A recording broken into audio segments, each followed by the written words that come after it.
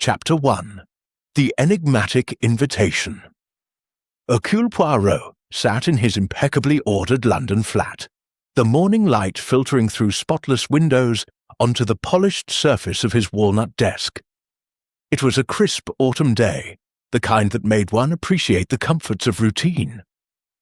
Poirot, with his neatly waxed moustache and perfectly aligned egg-shaped head, was enjoying his second cup of thick, sweet chocolate when the post arrived. Among the usual correspondence, bills, invitations to lectures he had no intention of attending, and a letter from an old acquaintance in Brussels, lay an envelope that immediately captured his attention. It was heavy, cream-coloured paper of the finest quality, sealed with crimson wax bearing the impression of an ornate bell, entwined with velvet ribbons. The address was written in elegant, flowing script: Monsieur Hercule Poirot, Whitehaven Mansions, London. Poirot turned the envelope over in his hands, his grey cells already stirring with mild curiosity. Such stationery suggested wealth and refinement, yet there was something theatrical about the seal. He slit it open with his silver letter opener and extracted a single card. The invitation read, "You are cordially invited to a weekend gathering at Belhaven Manor, home of Sir Reginald Harcourt, Bart. Friday, 17th of October to Monday, 20th of October. Your presence is particularly requested. A matter of some delicacy may benefit from your unique insight. Carriage will collect you from Paddington Station at 3:15 p.m. on the 17th. RSVP not required. Your attendance is anticipated." There was no signature beyond the printed name of Sir Reginald Harcourt, and no further explanation. Poirot raised an eyebrow. It was unusual, bordering on presumptuous, to assume his acceptance without the courtesy of awaiting a reply. Yet the phrase, "a matter of some delicacy," intrigued him. He knew of Sir Reginald, a self-made industrialist who had risen from modest origins to considerable fortune through textiles, particularly luxurious velvets, that adorned the homes of royalty across Europe. Belhaven Manor, his country seat in the Cotswolds, was reputed to be a masterpiece of opulence. Poirot leaned back in his chair, stroking his moustache thoughtfully. He had been between cases for several weeks, and while he professed to enjoy retirement, the truth was that inactivity chafed at his orderly mind. A weekend in the country, among interesting people, with perhaps a puzzle to solve, this could be most stimulating. He rang the bell for George, his impeccable valet. "George," he said, as the man appeared silently in the doorway, "prepare my valise for a weekend in the country. We depart on the 17th. "Very good, sir," George replied without a flicker of surprise. He had long grown accustomed to his employer's sudden decisions. The days passed swiftly. On the appointed Friday, Poirot arrived at Paddington Station, dressed with his usual precision: a charcoal overcoat, immaculate spats, and a Homburg hat tilted at precisely the correct angle. He carried only a small leather case and his ebony walking stick with its silver band. At 3:15 p.m. exactly, a gleaming Rolls-Royce Phantom III drew up beside the platform. The chauffeur, a tall man in dark green livery, touched his cap respectfully. "Monsieur Poirot, Sir Reginald's compliments, sir. This way, if you please." Poirot allowed himself to be ushered into the luxurious interior, where velvet cushions in deep burgundy matched the manor's reputed decor. As the car purred smoothly out of London and into the countryside, Poirot gazed at the passing scenery with half-closed eyes, his mind turning over the curious nature of his summons. Sir Reginald had never consulted him professionally before. Indeed, they had met only once, briefly, at a charity function 2 years earlier. What, then, was this matter of some delicacy? And why the assumption that he would accept? The journey took just over 2 hours. As dusk began to gather, the car turned through imposing wrought-iron gates and proceeded up a winding drive lined with ancient oaks. At last, Belhaven Manor revealed itself, a magnificent Elizabethan house extended and embellished in the Victorian era, its warm stone glowing in the lamplight. Every window appeared illuminated, suggesting a full house party. The car drew up before an impressive portico. Liveried footmen emerged to take Poirot's case, and the great oak doors swung open to reveal a tall, distinguished man of about 60, with iron-grey hair and a military bearing. "Monsieur Poirot!" Sir Reginald Harcourt strode forward, hand extended. "How good of you to come! I trust your journey was comfortable." "Most agreeable, Sir Reginald," Poirot replied, shaking the offered hand, "though I confess your invitation aroused in me considerable curiosity." Sir Reginald's smile was brief. "All shall be explained in due course. Come, let me introduce you to the others. Dinner in an hour, time enough for you to refresh yourself." He led Poirot across a magnificent entrance hall, where a great staircase swept upward beneath a domed ceiling painted with classical scenes. The walls were hung with rich velvet draperies in shades of crimson and gold, and from somewhere deeper in the house came the faint melodic chime of bells. "Those are the famous Belhaven bells," Sir Reginald remarked, noticing Poirot's glance. "A unique collection, some dating back centuries. They ring the hours and half-hours, each with its own distinctive tone. Rather beautiful, don't you think?" "Exquisite," Poirot murmured, though his sharp eyes noted the slight tension in his host's manner. A butler conducted Poirot to his room, a spacious apartment on the first floor overlooking formal gardens. The decor continued the theme of luxury. Velvet curtains, a four-poster bed with silk hangings, and a fireplace already laid with a cheerful blaze. On a side table stood a silver tray with decanters and glasses. Poirot removed his coat and hat, then stood at the window watching the last light fade from the sky. Somewhere in the house he heard voices and laughter, the sounds of a house party assembling. Yet beneath it all he sensed something else, a current of unease like the faint tremor before an earthquake. He turned as a soft knock sounded at the door. A maid entered with hot water. "Will there be anything else, sir?" "Tell me, if you please," Poirot said gently. "How many guests are expected this weekend?" The maid hesitated. "About a dozen, sir, besides the family. Sir Reginald's been ever so particular about preparations." "And the family?" "Just Miss Diana, Sir Reginald's niece, and Mr. Charles, his nephew. Though Mr. Charles only arrived this morning, and there was words about that, if you'll pardon me saying so." Poirot's eyes gleamed. "Words?" The maid coloured. "I shouldn't have spoken, sir. Only the staff couldn't help hearing raised voices in the library." She bobbed a curtsy and departed. Poirot smiled to himself. Already the little grey cells were beginning to work. A family disagreement, an enigmatic invitation, a house full of guests, and those mysterious velvet bells chiming through the corridors. He consulted his watch. Time to dress for dinner, and to begin observing the players in what promised to be a most interesting drama. As he adjusted his white tie in the mirror, the bells of Belhaven rang out 7 times, their tones pure and clear in the evening air. Poirot paused, listening. Somewhere in this beautiful house, he felt certain, darkness was gathering behind the velvet curtains.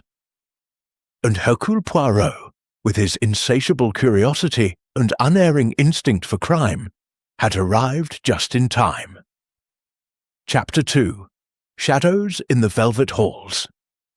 Hercule Poirot descended the grand staircase at precisely 8 o'clock, his patent leather shoes making no sound on the thick Persian runner. The entrance hall below was ablaze with light from a massive crystal chandelier, its pendants scattering rainbow flecks across the velvet-panelled walls. The air carried the faint scent of beeswax, hothouse roses, and something subtler, tension perhaps or anticipation. Sir Reginald awaited him at the foot of the stairs, impeccably turned out in white tie and tails. "Splendid, Monsieur Poirot. Allow me to present the company before we go into dinner." He led Poirot toward the long drawing-room, its double doors thrown open to reveal a gathering of some 12 or 14 guests. A log fire crackled in the Adam fireplace. Above it hung a full-length portrait of a stern Elizabethan ancestor. Velvet draperies in deep claret framed tall windows that looked out onto the darkened terrace. Somewhere in the house, the bells chimed the quarter hour with a soft, liquid melody that seemed to linger in the air like perfume. The guests turned as Sir Reginald entered with Poirot. Conversation dipped for a moment, then resumed in that carefully modulated tone peculiar to English country-house parties. First to approach was a tall young woman with striking auburn hair, coiled elegantly at her nape. She wore an emerald green gown that set off her pale skin and vivid eyes. "My niece, Miss Diana Harcourt," Sir Reginald said. "Diana, this is Monsieur Hercule Poirot, of whom you have no doubt heard." Diana extended a gloved hand. Her smile was warm, yet Poirot detected a flicker of anxiety in her gaze. "I have indeed, Monsieur Poirot. Uncle Reginald speaks most highly of your talents. We are honoured." Poirot bowed over her hand. "The honour is mine, mademoiselle. And may I say that Belhaven Manor lives up to its reputation for beauty, enhanced, naturally, by its inhabitants." Diana laughed, a light musical sound, but her eyes darted briefly toward a young man standing apart by the fireplace. Sir Reginald guided Poirot onward. "My nephew, Charles Harcourt." Charles was in his late 20s, dark-haired and handsome in a rather sulky way. His evening clothes were perfectly cut, yet he wore them with a careless air, as though he resented the formality. He shook Poirot's hand with a grip that was perhaps a shade too firm. "I've read about your cases," he said, his tone neutral. "Fascinating stuff, though I can't imagine why Uncle thought to invite a detective to a simple house party." Sir Reginald's expression tightened almost imperceptibly. "Charles, really—" But Charles had already turned away to accept a cocktail from a passing footman. Next came Colonel Arbuthnot, retired Indian Army, with a bristling moustache and a voice like gravel. Beside him stood his wife, a faded blonde in lavender chiffon, who clutched his arm as though afraid of being swept away. They greeted Poirot with polite enthusiasm. The Colonel had followed several of his cases in the newspapers. A plump, cheerful woman in mauve satin was introduced as Mrs. Lavinia Drake, an old friend of the family. Her laughter was infectious, yet Poirot noted how her eyes constantly scanned the room, missing nothing. Then there was Mr. Felix Beaumont, a sleek, dark-eyed man in his 30s, who was, Sir Reginald murmured, something in the city. Beaumont's smile was charming, but his gaze lingered on Diana Harcourt a fraction longer than courtesy required. Miss Beatrice Langley, a thin, nervous spinster of indeterminate age, hovered on the edge of the group. She wore an old-fashioned gown of black lace and clutched a small reticule as though it contained state secrets. She murmured a greeting to Poirot, then retreated hastily when Charles Harcourt passed too close. Two younger guests completed the party. Captain Roger Delaney, recently of the Guards, with a frank open face and an easy laugh, and Miss Sylvia Trevelyan, a vivacious blonde actress whose photograph Poirot recognized from the society pages. Sylvia's gown was daringly cut, and she seemed determined to be the centre of attention. Finally, there was Dr. Marcus Hawthorne, a quiet, scholarly man with gold-rimmed spectacles, whom Sir Reginald introduced as an old friend and adviser on certain family matters. As the introductions concluded, the butler appeared in the doorway. "Dinner is served, sir." The party moved toward the dining room, a magnificent apartment with a long mahogany table gleaming under candlelight. Velvet upholstered chairs stood ready. Place cards in elegant script directed each guest.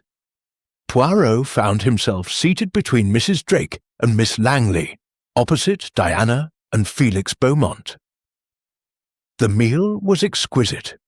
Clear soup, sole in a delicate sauce, roast pheasant with all the traditional accompaniments, and a towering soufflé to finish.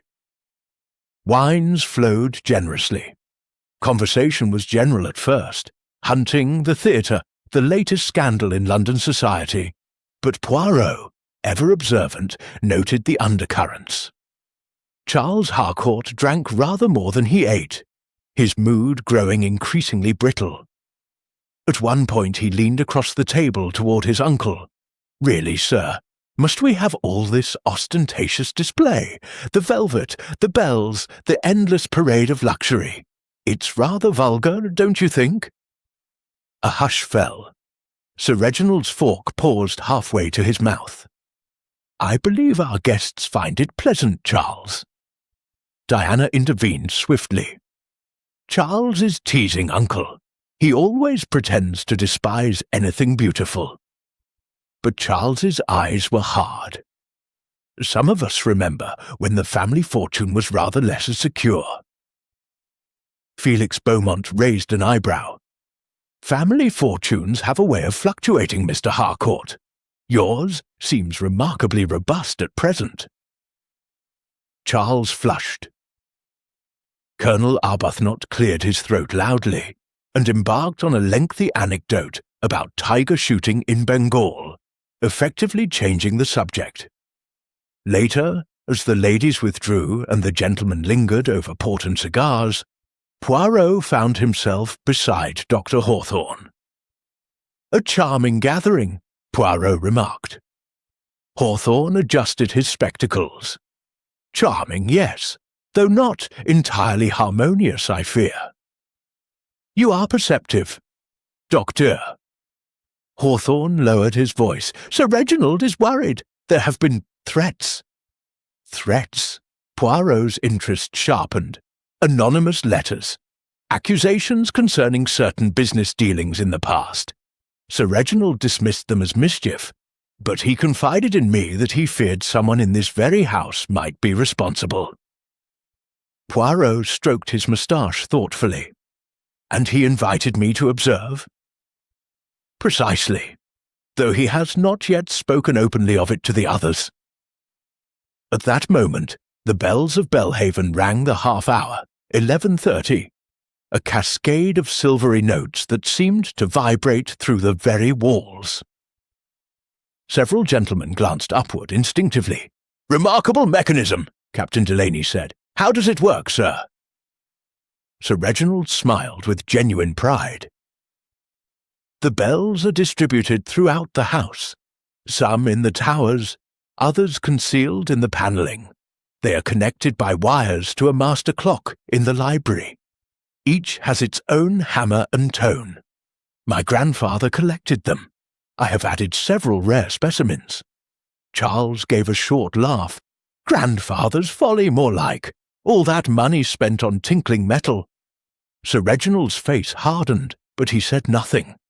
When the gentlemen rejoined the ladies in the drawing-room, coffee was being served. Sylvia Trevelyan was at the grand piano, playing a lively ragtime piece. Most of the party gathered around her, but Poirot noticed that Miss Langley had withdrawn to a corner, her hands trembling as she sipped her coffee. Diana Harcourt stood by the French windows, staring out into the darkness. Poirot approached her. "You are troubled, mademoiselle." She started, then managed a smile. "Only the moonlight on the garden, Monsieur Poirot. It's very beautiful." But her eyes were bright with unshed tears.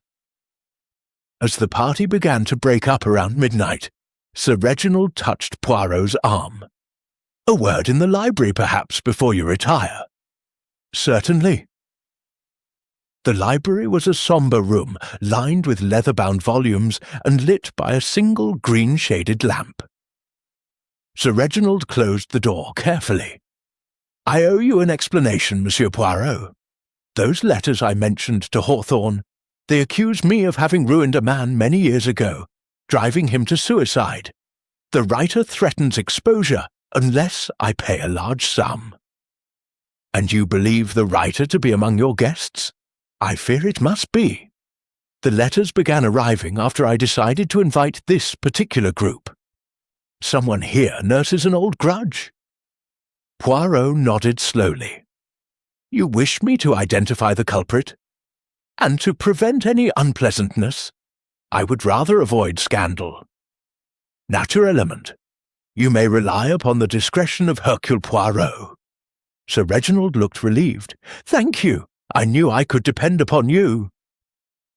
As Poirot made his way upstairs, the great house settled around him. Somewhere a clock struck 1. He paused on the landing, listening. All seemed quiet. Yet, in the velvet-shadowed corridors of Belhaven Manor, Poirot sensed the gathering of darker forces. The stage was set, the players assembled, and behind the luxurious facade, ancient resentment stirred like ghosts awakening. He entered his room, closed the door softly, and stood for a moment in thought. Tomorrow, the investigation would begin in earnest. Chapter 3. The Toll of the Midnight Bells. Hercule Poirot awoke to the gentle chiming of bells, announcing 7 o'clock. Sunlight filtered through the heavy velvet curtains, casting deep crimson patterns across the counterpane. For a moment he lay still, ordering his thoughts. The house felt quiet, too quiet perhaps, after the subdued tensions of the previous evening. He rose, performed his meticulous toilette, and descended to the breakfast room at precisely 8:30. Several guests were already present. Colonel Arbuthnot attacking a plate of kippers, Mrs. Drake helping herself liberally to devilled kidneys, and Captain Delaney reading the Times beside a rack of toast. Sir Reginald entered shortly after, greeting everyone with forced cheerfulness. Poirot noted the faint shadows beneath his host's eyes. The man had slept poorly. "No sign of the young people yet," Sir Reginald remarked, pouring coffee. "They'll appear when the gong sounds for luncheon, I dare say." Diana Harcourt drifted in at 9, pale but composed in a morning dress of soft blue. She murmured good mornings and took only coffee and a slice of thin toast. Charles was conspicuous by his absence. After breakfast, the party dispersed. Some walked in the gardens, others played billiards. Poirot, pleading a slight headache, asked permission to explore the library. Sir Reginald readily agreed, even providing a key to the private side door. The library was as he remembered it. Dark oak shelves rising to the ceiling, a massive partner's desk, and the master clock that controlled the famous bells. Poirot examined this last with interest. It was an intricate piece of Victorian engineering, brass gears, delicate wires disappearing into the walls, and a series of labelled levers corresponding to each bell's tone. On the desk lay a small stack of letters. Poirot's scruples were delicate, but his curiosity stronger. He glanced quickly through them. Most were ordinary business correspondence, but 3 envelopes caught his eye. Plain, cheap paper, typed addresses.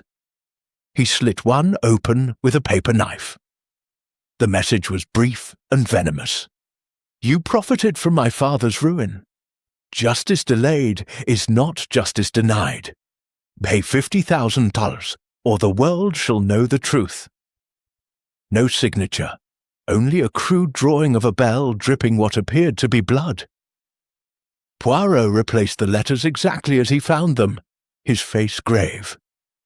The threat was escalating. He spent the morning wandering the house, noting its layout. Long corridors lined with velvet hangings that muffled sound, numerous doors leading to unused wings, a servant's staircase hidden behind panelling. The bells chimed every quarter hour, their tones echoing strangely through the passages. At noon, Charles Harcourt finally appeared, looking dishevelled and bad-tempered. He ignored his uncle's mild rebuke and helped himself to brandy rather than luncheon. Diana watched him with anxious eyes, but said nothing. The afternoon passed in desultory fashion. Tea was served on the terrace overlooking the rose garden. Sylvia Trevelyan entertained with theatrical anecdotes. Felix Beaumont flirted lightly with Diana. Miss Langley sat apart, working on embroidery with nervous, jerky movements. As dusk gathered, the party dressed for dinner. Poirot, adjusting his tie, heard raised voices from the room next to his.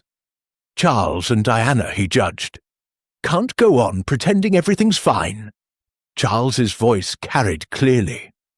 Keep your voice down, Diana hissed. Uncle will hear you. Let him. Someone needs to tell him the truth about. The rest was lost as footsteps approached along the corridor. Dinner that evening was strained. Charles drank heavily. Sir Reginald's attempts at conversation fell flat. Even Sylvia's sparkle seemed forced. After the ladies withdrew, the gentlemen lingered only briefly. Colonel Arbuthnot proposed cards, but no one showed enthusiasm. By 11, most had retired. Poirot remained in the drawing-room with Sir Reginald and Dr. Hawthorne, ostensibly discussing first editions. At 11:45, Sir Reginald excused himself, pleading fatigue. Hawthorne followed soon after. Poirot lingered, pretending absorption in a volume of Balzac. The house settled into silence, broken only by the occasional creak of old timber. At midnight precisely, the Belhaven bells began to chime. But something was wrong. The sequence started normally. 12 clear strokes from the great tenor bell in the east tower. Then, instead of falling silent, the chimes continued. A different bell joined in, then another, a frantic, discordant pealing that shattered the night's stillness. Poirot sprang to his feet. Footsteps thundered along corridors. Doors slammed. He hurried into the entrance hall where guests and servants were converging, some in dressing gowns, faces pale with alarm. "What the devil?" Colonel Arbuthnot demanded. "The bells have gone mad," Captain Delaney exclaimed. Sir Reginald appeared at the top of the stairs, struggling into a dressing gown. "The master clock!" he cried. "Someone must have tampered." But Diana's scream cut him short. She stood at the entrance to the west corridor, one hand pressed to her mouth, staring downward. Lying sprawled at the foot of the servants' staircase was Charles Harcourt. His body lay awkwardly, head twisted at an impossible angle. A thin line of blood trickled from beneath his dark hair, staining the turkey carpet crimson. Above him, halfway up the narrow stairs, hung a length of velvet bell-pull, torn from its fastening, its tasselled end trailing like a noose. Sir Reginald pushed forward, face ashen. "Charles, my God!" Dr. Hawthorne knelt swiftly, feeling for a pulse. After a moment, he looked up, expression grim. "He's dead. Neck broken in the fall." "But the bells," Mrs. Drake whispered. Poirot moved to the body, his eyes sweeping the scene. The stairs were steep and poorly lit. A fall could certainly prove fatal. Yet the torn bell pull suggested struggle. And those frenzied chimes. He glanced upward. The bell wires ran along the ceiling, concealed behind ornate mouldings. Someone had deliberately set the mechanism into chaos, perhaps to cover another sound or to summon the household. The guests clustered in shocked silence. Sylvia Trevelyan had begun to sob quietly. Miss Langley stood frozen, eyes wide with horror. Felix Beaumont's face was unreadable. Sir Reginald found his voice. "We must telephone for the police, and a doctor, though." He looked helplessly at Hawthorne. "I can certify death," the doctor said quietly. "But yes, the police must be informed." Poirot raised a hand. "One moment, if you please. Before we disturb anything further." He knelt beside the body, careful not to touch it. Charles's evening clothes were disarranged. One shoe had come off in the fall. In his right hand, clenched tightly, even in death, was a scrap of paper. Gently, Poirot eased it free. It was another anonymous note, identical paper to those he had seen earlier. "Tonight, justice begins." Poirot rose, folding the note carefully into his pocket handkerchief. "Monsieur," he said quietly to Sir Reginald, "it appears your nephew's death was no accident. Someone in this house wished him harm, and used the bells themselves to announce it." The discordant chimes had finally ceased, leaving only echoing silence. Somewhere in the darkness above, a single bell gave one last, mournful toll, as though Belhaven Manor itself mourned the violent death within its velvet walls. Outside, the night pressed close against the windows, and Hercule Poirot knew that the game had begun in deadly earnest. Chapter 4. Suspects Behind Closed Doors. The morning light that filtered into Belhaven Manor on the day following Charles Harcourt's death was pale and unforgiving. A thin mist clung to the gardens, and the house itself seemed subdued, as though the very walls mourned the violent event that had shattered its peace. Hercule Poirot stood in the entrance hall, watching the local constabulary arrive. Inspector Meadows, a solid, methodical man from the county force, had taken charge. He listened gravely while Sir Reginald recounted the discovery of the body and the strange behaviour of the bells. Dr. Faupin Hawthorne provided the medical details. Death instantaneous from a broken neck, sometime between 11:45 and midnight. The servants' staircase had been roped off. A constable stood guard. Charles's body had been moved to an unused ground-floor room pending the arrival of the police surgeon. Poirot had requested, and been granted, permission to conduct his own quiet inquiries before the official interviews began. Inspector Meadows, having heard of Poirot's reputation, agreed readily enough, though he warned that nothing must be disturbed. Sir Reginald led Poirot to a small morning room that overlooked the rose garden. "Use this as you wish, Monsieur Poirot. I want the truth, whatever it may be." Poirot inclined his head. "Truth is what Hercule Poirot always seeks, monsieur. And truth, like cream, always rises to the surface, provided one stirs sufficiently." He began with Sir Reginald himself. They sat opposite each other in chintz armchairs. Sir Reginald looked older this morning, the lines about his mouth more deeply etched. "Tell me about your nephew, if you please." Sir Reginald sighed. "Charles was my late brother's only son. My brother died 10 years ago, leaving considerable debts. I paid them off and took Charles into the firm. He had ability, but no discipline. He resented taking orders, especially from me, whom he considered a self-made upstart. And recently? Worse than ever. He had been gambling heavily. I refused to settle his latest debts. We quarrelled bitterly yesterday afternoon in the library. He accused me of miserliness, said I hoarded wealth while his father had been allowed to sink. He even hinted that certain of my early business dealings had been questionable.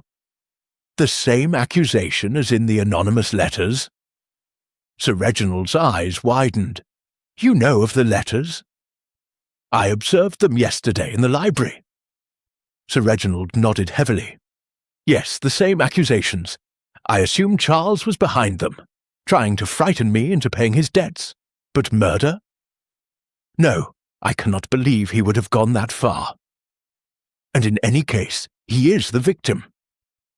Poirot stroked his moustache. One must consider every possibility. Where were you between 11:30 and midnight?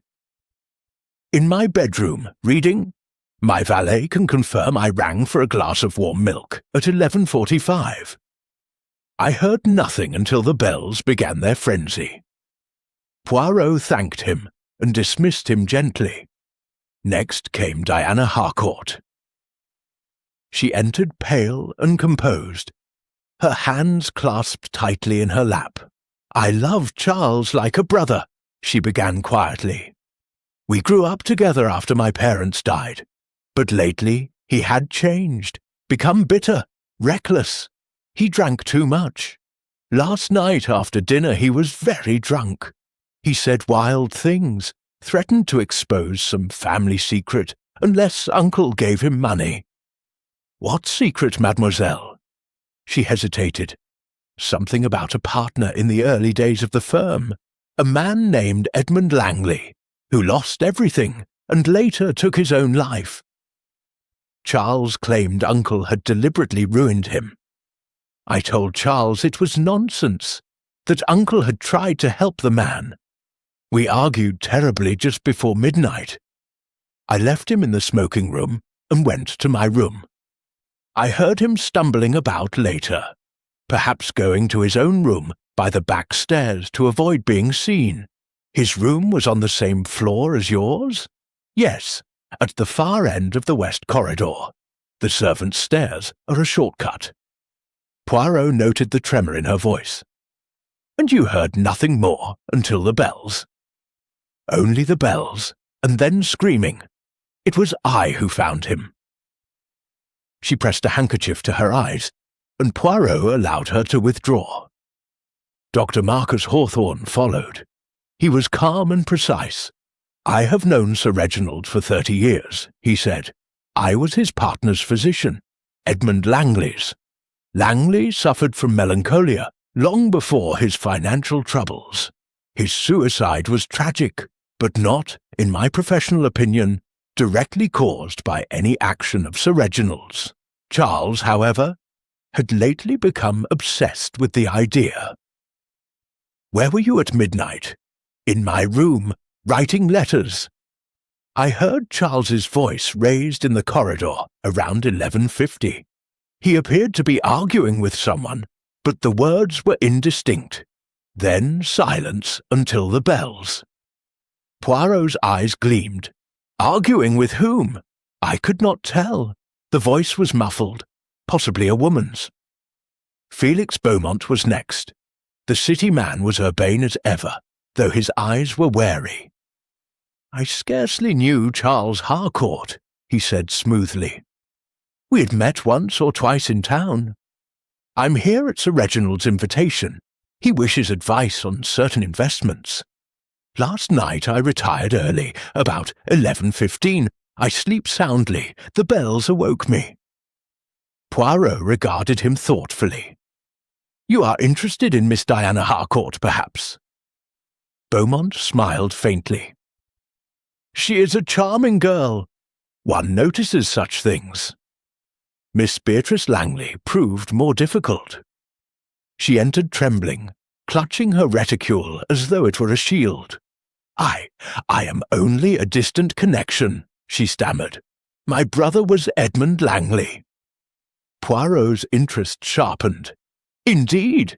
Then you have cause to remember Sir Reginald. Tears filled her eyes. My brother was ruined. He trusted Sir Reginald, invested everything in a venture that failed. Sir Reginald emerged richer. My brother did not.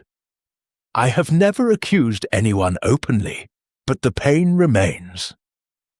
Where were you at midnight, mademoiselle? In my room. I retire early. I take a sleeping draught. I heard nothing until the household was roused. Colonel and Mrs. Arbuthnot provided mutual alibis. They had been playing bezique in their sitting room until 11:45, then retired together. Captain Delaney had been writing letters in the billiard room until nearly midnight, then gone straight to bed. Sylvia Trevelyan, the actress, was dramatic in her distress. Darling Charles, such a waste. We flirted a little, nothing serious. Last night he was ghastly drunk, muttering about revenge and family skeletons. I avoided him after dinner. I was in bed by 11:30, reading a new play script. The bells terrified me. I thought the house was haunted. Mrs. Lavinia Drake, the cheerful widow, was last. Poor boy, she sighed, always in trouble. His father was the same, charming but weak. Charles came to me yesterday afternoon, asked if I would lend him money. Said his uncle was being unreasonably harsh. I refused, of course. Last evening he was quite abusive over the port, called Sir Reginald a thief in front of everyone. I retired early with a headache. Poirot thanked her and sat alone, arranging his impressions. Motive abounded. Sir Reginald and Charles had quarrelled over money and old accusations. Diana feared family scandal. Miss Langley nursed an ancient grudge. Several guests had been embarrassed or threatened by Charles's behaviour. Opportunity was more difficult. Most claimed to have been in their rooms, yet the west corridor was long and dimly lit. The servants' stairs were rarely used after 10 o'clock, and the bells, someone had deliberately caused that discordant clamour, perhaps to mask the sound of struggle or the cry of a falling man. Poirot rose and went to examine the staircase again.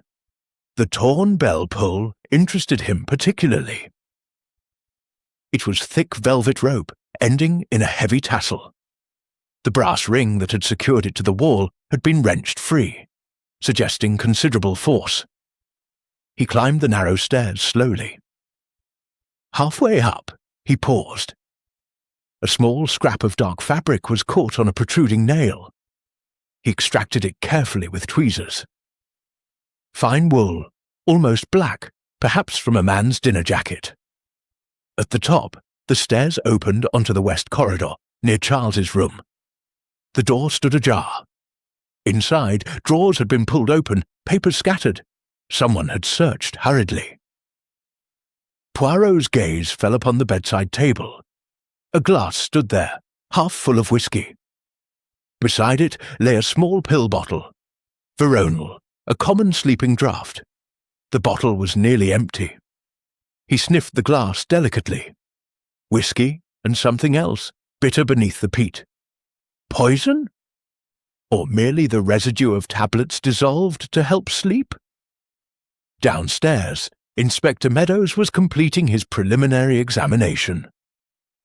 Looks like accident or misadventure, he told Poirot. Fellow was drunk, took the back stairs, caught his foot in that bell pull, fell and broke his neck. The frantic ringing was probably the rope triggering multiple wires as it tore free. Poirot regarded him thoughtfully. Possible, Inspector. Yet consider, the note found in the dead man's hand. Tonight, justice begins. That suggests intent. Meadows shrugged. Could have been written by the victim himself. Dramatic gesture.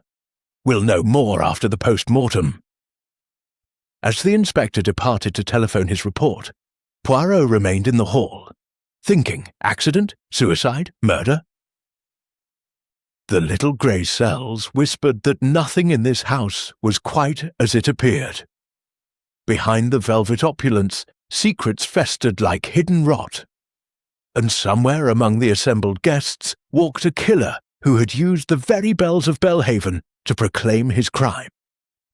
Poirot adjusted his moustache and turned toward the library. There was much to consider, and time, perhaps, was growing short.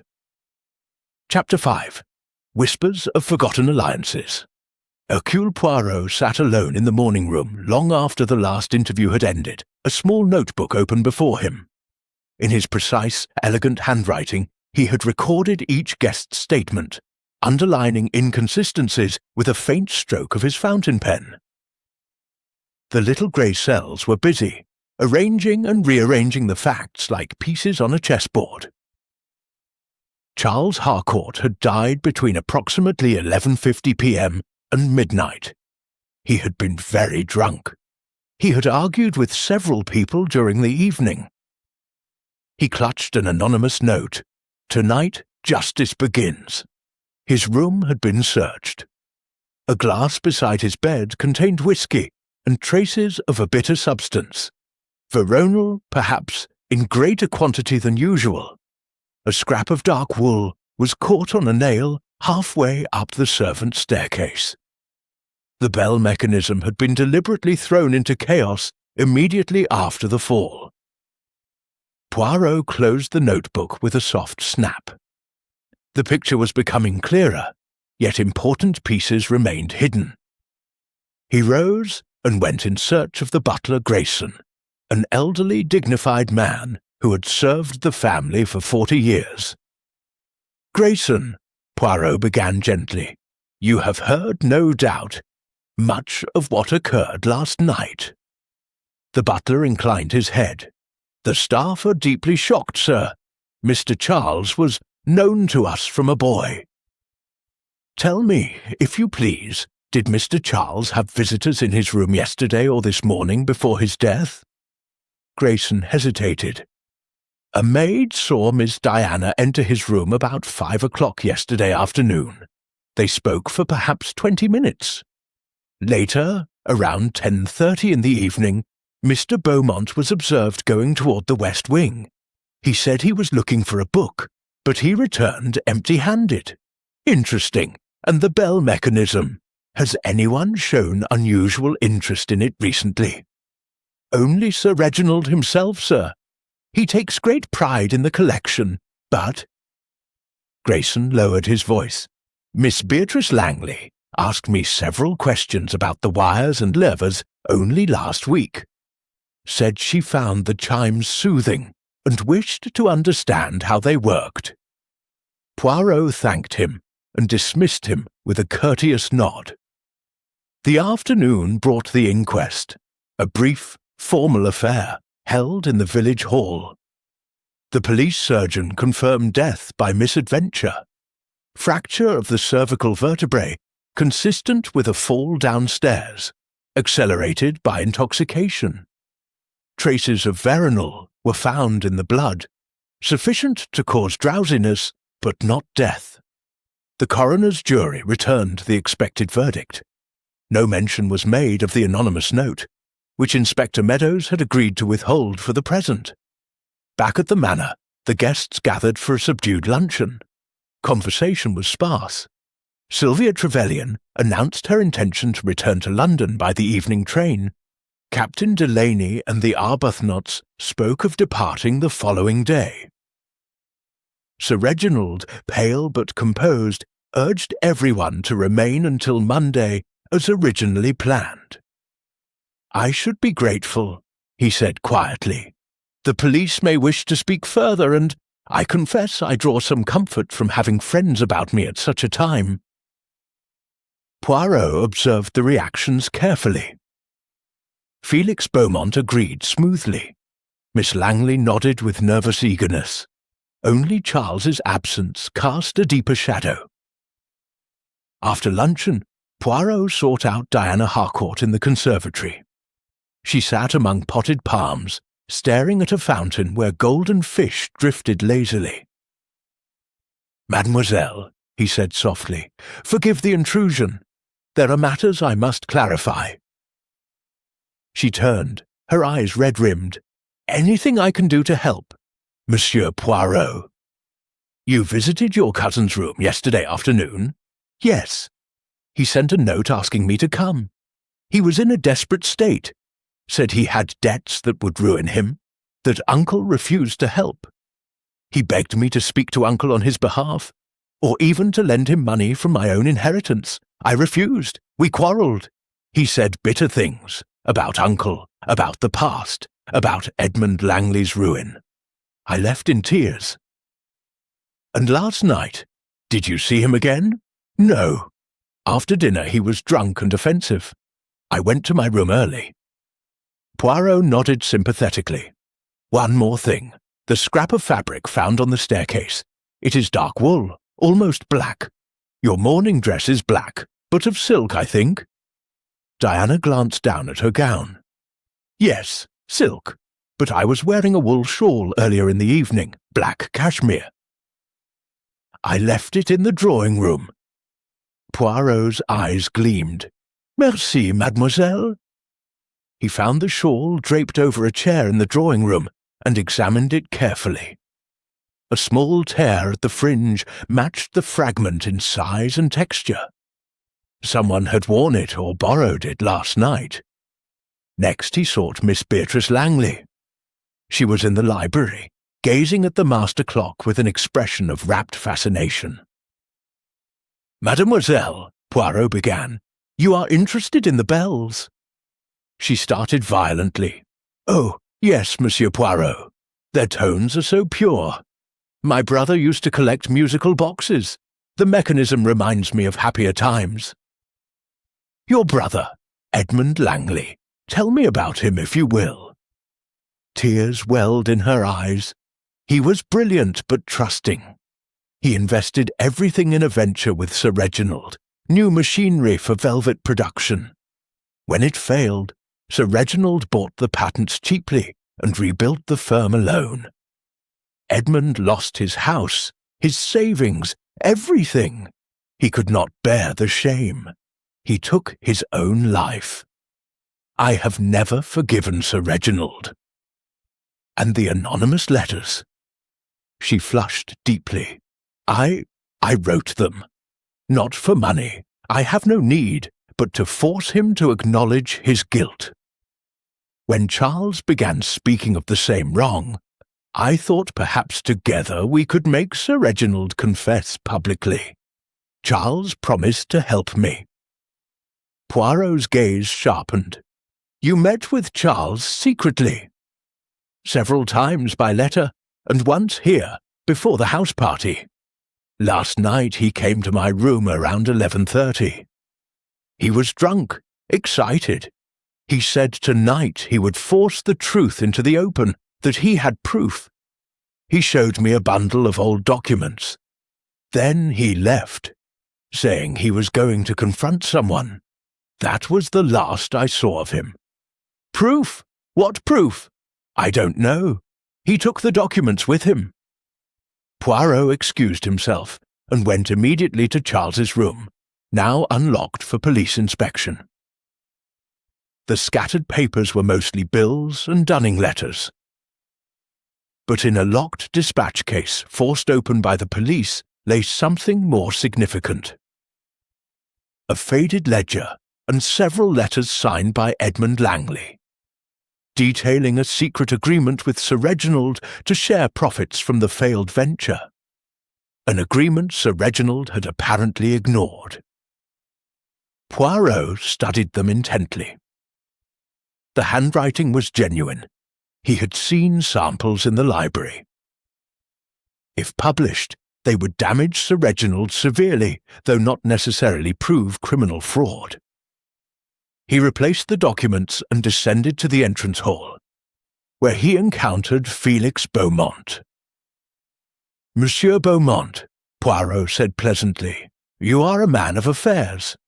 Tell me, did Mr. Charles approach you recently for a loan, perhaps?" Beaumont smiled urbanely. "He did, as a matter of fact. A substantial sum, I declined. The young man's prospects seemed uncertain. And you visited the West Wing late last night? Beaumont's smile did not falter. I was restless, took a turn about the corridors. Old houses fascinate me. At that moment, Dr. Hawthorne appeared, looking grave. Monsieur Poirot, a word.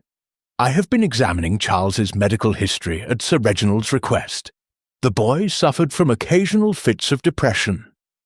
The veronal was prescribed for insomnia, but the dose in his glass last night was dangerously high, enough to render him unconscious if taken rapidly.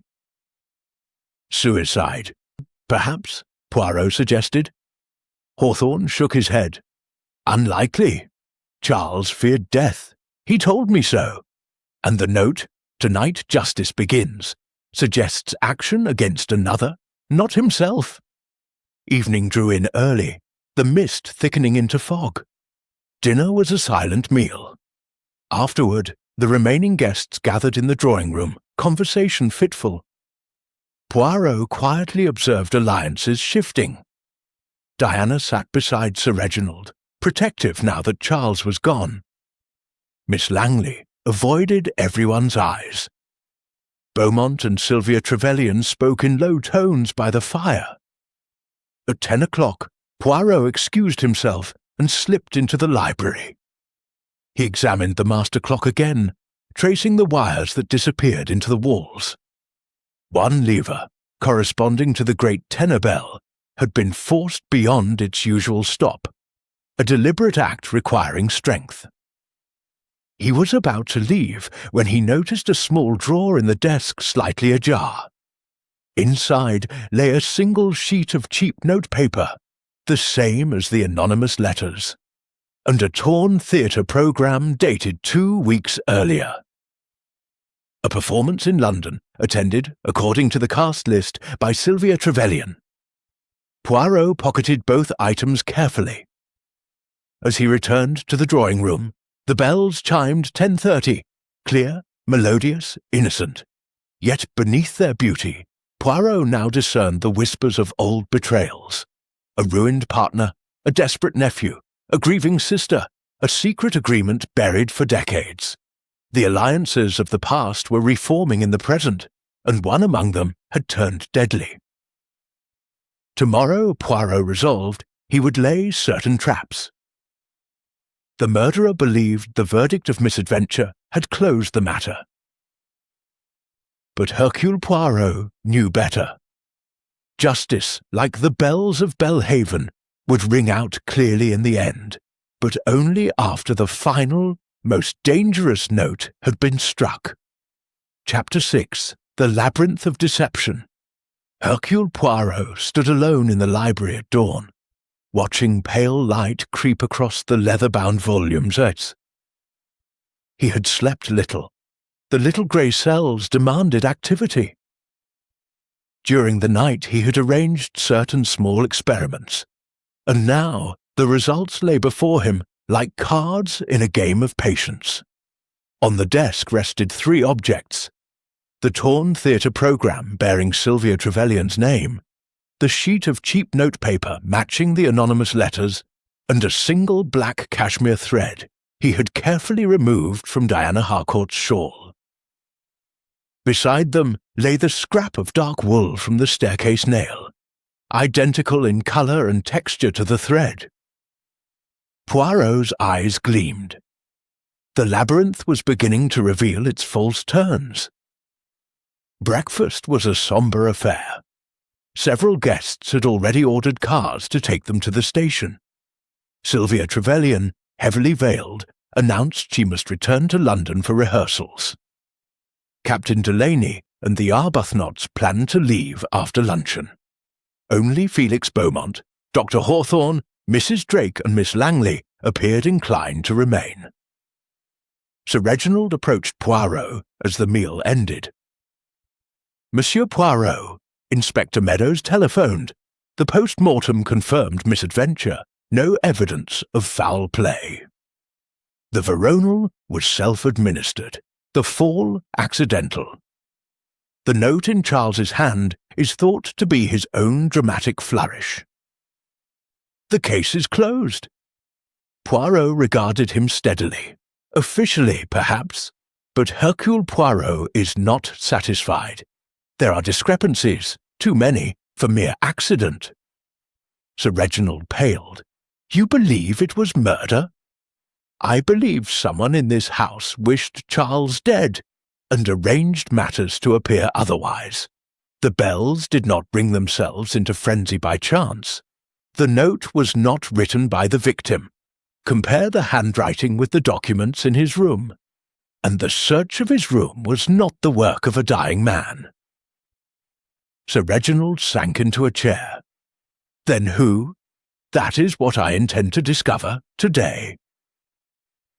Poirot began by requesting private conversations in the morning room, insisting that everyone remain until evening. Most agreed reluctantly. Only Sylvia Trevelyan protested vigorously. I have a matinée tomorrow, Monsieur Poirot. I cannot possibly stay. 5 minutes only, mademoiselle. Then you shall be free to depart. She entered the morning room flushed and impatient, removing her gloves with sharp tugs. This is intolerable. Poor Charles fell because he was drunk, everyone knows it. Poirot smiled pleasantly. Everyone believes it, perhaps. But let us examine facts.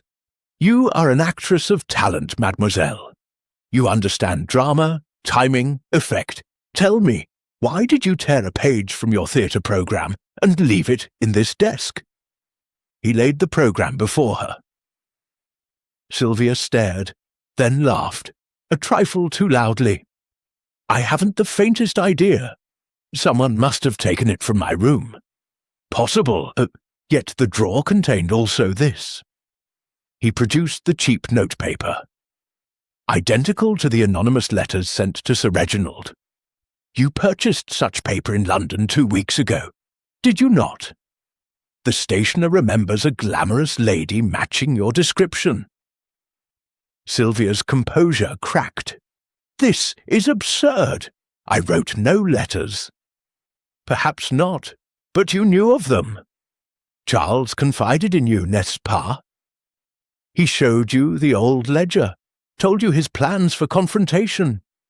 You feared scandal would harm your career, association with a ruined family.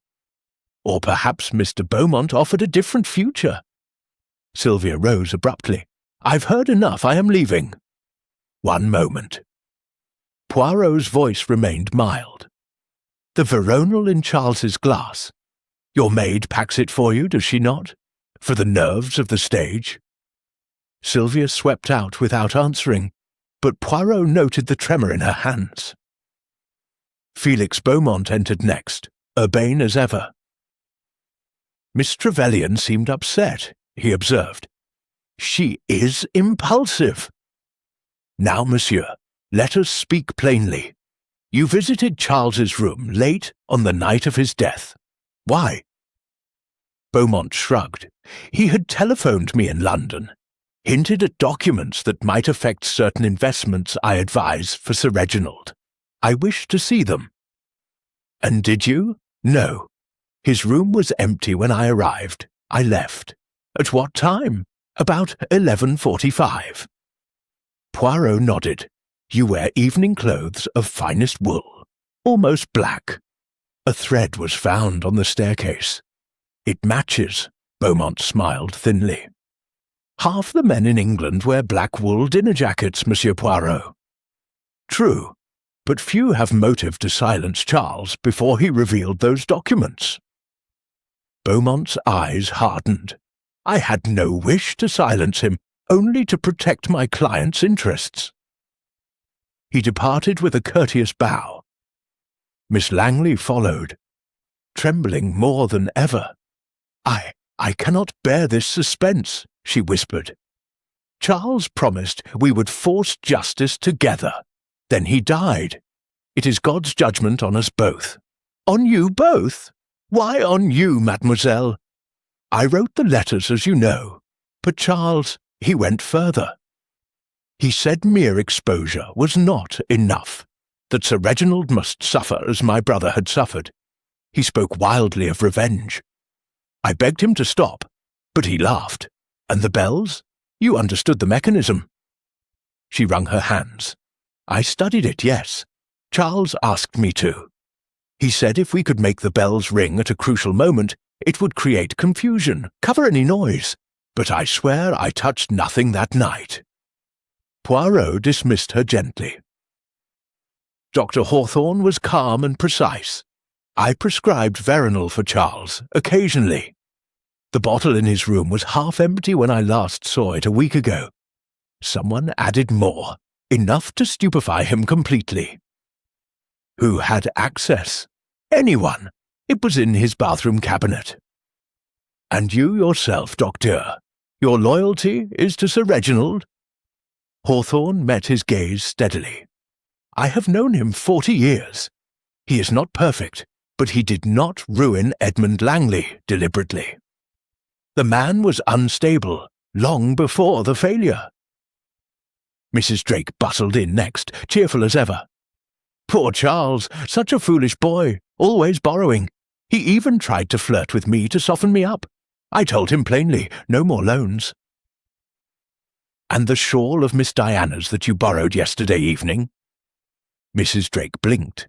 Why, yes, I felt a chill. Borrowed it from the drawing-room. Left it there later. At what time? About 11:30, I think. Why? Poirot merely smiled. Diana entered last, pale but composed. I know about the shawl thread, she said quietly. Mrs. Drake told me, but I was in my room all evening after 10. Yet someone wore your shawl on the stairs. She shook her head. I cannot explain it. Poirot gathered everyone in the drawing-room at 4 o'clock. Fog pressed against the windows. The bells chimed the hour with mournful clarity. My friends, he began, the official verdict is misadventure. But we know better. Charles Harcourt was murdered, drugged with his own veronal, then pushed down the servants' staircase when stupefied. The frantic bells were triggered deliberately to mask the sound and summon the household quickly, so that no one could be alone with the body long enough to remove incriminating evidence. A gasp ran through the room. The murderer counted on the verdict of accident, but certain details betray him, or her. He paced slowly. First, the anonymous letters, written by Miss Langley, but used by another to create confusion. Second, the documents. Charles intended to reveal them, but someone searched his room after death and failed to find them because I had already removed them for safekeeping. Sir Reginald started. Third, the veronal, added to the whisky by someone who knew Charles's habits. Fourth, the bells, triggered by pulling the bell rope with great force as Charles fell. And fifth, the thread from Miss Diana's shawl, worn by the murderer to suggest her guilt if needed. Diana cried out softly. Poirot raised a hand, but the greatest deception was the timing. The murderer wished us to believe Charles fell while going to his room alone. Yet he was already drugged, too drugged to walk unaided. Someone helped him, supported him, up those stairs, then pushed him when they reached the top. He turned suddenly to Felix Beaumont. You, monsieur. You went to Charles' room to retrieve the documents. He was already half conscious from the drugged whisky. Perhaps you had encouraged him to drink earlier. You offered to help him to bed via the quiet back stairs. He trusted you. Halfway up, you wrapped Miss Diana's shawl, borrowed earlier by Mrs. Drake and left conveniently in the hall, around your arm to confuse any evidence. You pushed him. As he fell, you wrenched the bell pull free, triggering the chaos below. Then you returned calmly to your room. Beaumont's face was ashen. This is fantasy. No proof, but there is proof, Poirot said softly. The thread on the nail, caught when you raised your arm to push. The forced lever on the master clock. Your height and strength match the angle. And in your room, he produced a small brass key. This, taken from Charles's pocket as he fell, opening the dispatch case you later searched in vain. Beaumont sprang up. You planted that! Poirot shook his head.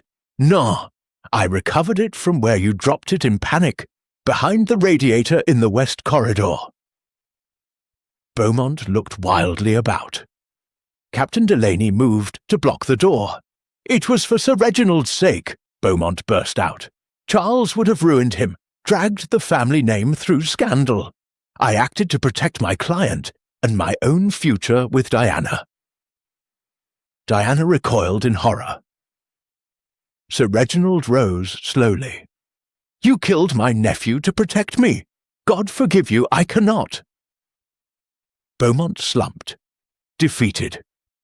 Inspector Meadows, summoned earlier by Poirot's discreet telephone call, entered quietly with 2 constables. As Beaumont was led away, the bells of Belhaven chimed 5 o'clock, clear, pure, untroubled once more. Poirot turned to the shocked company. The labyrinth of deception is unravelled, but remember, murder is never a solution. It only creates deeper shadows. He adjusted his moustache and walked slowly toward the door, leaving the velvet halls of Belhaven to their silent mourning. Chapter 7. Echoes of the culprit's confession. The drawing-room at Belhaven Manor felt colder than the fog outside, though the fire still blazed in the grate. Felix Beaumont sat handcuffed between 2 constables, his usual polish stripped away. The urbane mask had cracked. Beneath it was a man cornered, angry, and, Poirot noted with interest, still calculating. Sir Reginald stood by the mantelpiece, face drawn with grief and disgust. Diana had withdrawn to the far end of the room, as though physical distance could separate her from the man who had claimed to act partly for her sake. Miss Langley wept quietly into her handkerchief. Dr. Hawthorne stared at the floor, lost in thought. The remaining guests watched in stunned silence. Inspector Meadows cleared his throat. Mr. Felix Beaumont, I'm arresting you for the murder of Charles Harcourt. You are not obliged to say anything. Beaumont interrupted with a harsh laugh. Spare me the formalities, Inspector. I've heard them before. In the theatre, if not in life. He looked directly at Poirot. Your reconstruction was clever, monsieur. Almost flawless, but not quite. Poirot raised an eyebrow. Indeed. I am always eager to correct errors. Beaumont leaned forward as far as the cuffs allowed. You said I drugged Charles's whiskey, supported him up the stairs, pushed him, and triggered the bells, all to protect Sir Reginald's reputation and my own prospects. Plausible, but wrong in one vital particular. I did not act alone. A murmur rippled through the room. Sir Reginald stiffened.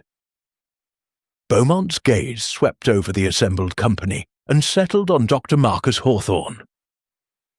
It was Hawthorne who supplied the extra veronal. He who suggested the back stairs as the perfect place for an accident. He who knew exactly how much drug would render Charles helpless without killing him outright. I merely executed the plan. Hawthorne's head snapped up. This is outrageous! I have been Sir Reginald's friend for 40 years. Precisely, Beaumont cut in. 40 years of watching him prosper, while you remained the loyal, underpaid adviser.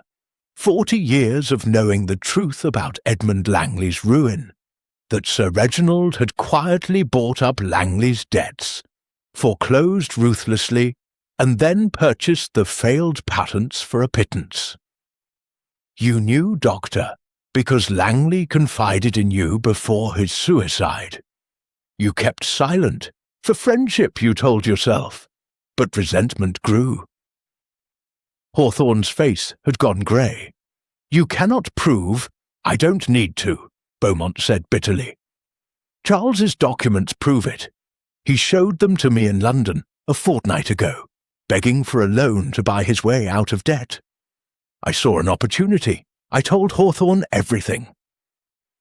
He proposed we silence Charles permanently, remove the threat and punish Sir Reginald at the same time. A poetic justice, he called it." Sir Reginald took a step forward.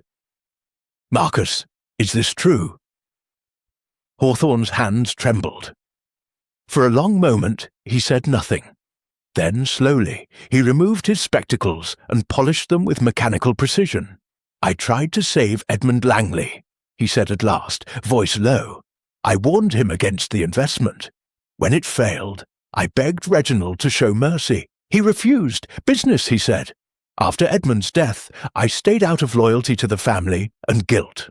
Over the years, the guilt turned sour." He looked at Sir Reginald with something close to hatred. "Charles's threats reopened the wound. When Beaumont told me of the documents, I saw a chance to force you to confront what you had done. But Beaumont convinced me exposure alone was not enough. Charles had to be stopped, permanently." Diana gave a small, choked cry. Hawthorne continued, almost calmly now. "I added the veronal to the whisky decanter in the smoking room after dinner. Enough for one stiff glass to do the work. Beaumont waited until Charles was stumbling, then offered to help him to bed. I remained below, ready to trigger additional bells from the master clock if needed. When the rope was torn free in the struggle, it achieved the same effect.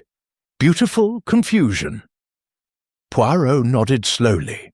"The forced lever I attributed to Monsieur Beaumont was, in fact, your work, Docteur. You are shorter. The angle of force matches your height." Hawthorne gave a faint, weary smile. "Details, Monsieur Poirot. Always the details." Inspector Meadows looked grim.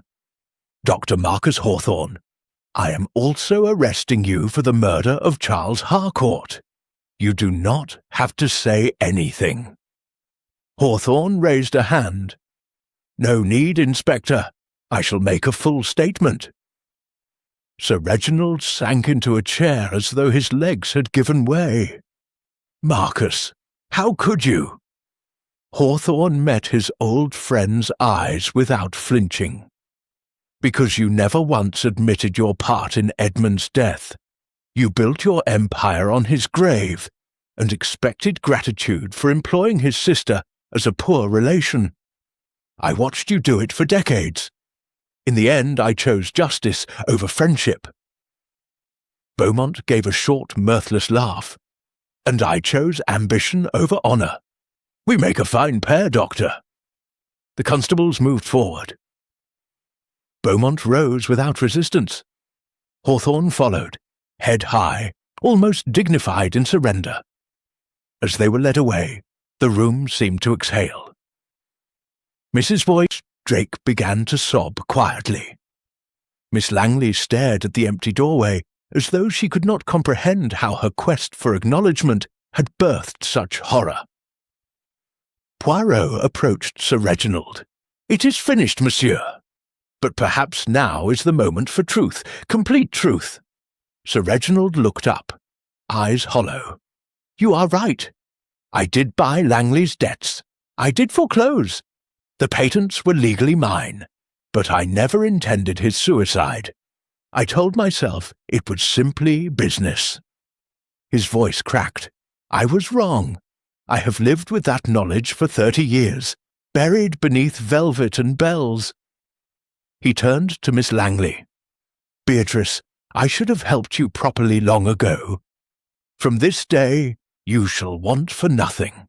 It cannot bring your brother back, but it is all I can offer now." Miss Langley nodded through her tears, unable to speak. Diana crossed the room and placed a hand on her uncle's shoulder. "We'll face it together, uncle. All of it." Outside, the fog was beginning to lift. A pale shaft of late afternoon sunlight touched the velvet draperies, turning them from blood red to warm rose. Poirot watched the little group, wounded, shaken, but perhaps beginning to heal. 2 men had confessed. Justice would take its course. Yet he knew the echoes of this crime would linger in Belhaven's corridors long after the trials ended. He adjusted his moustache thoughtfully.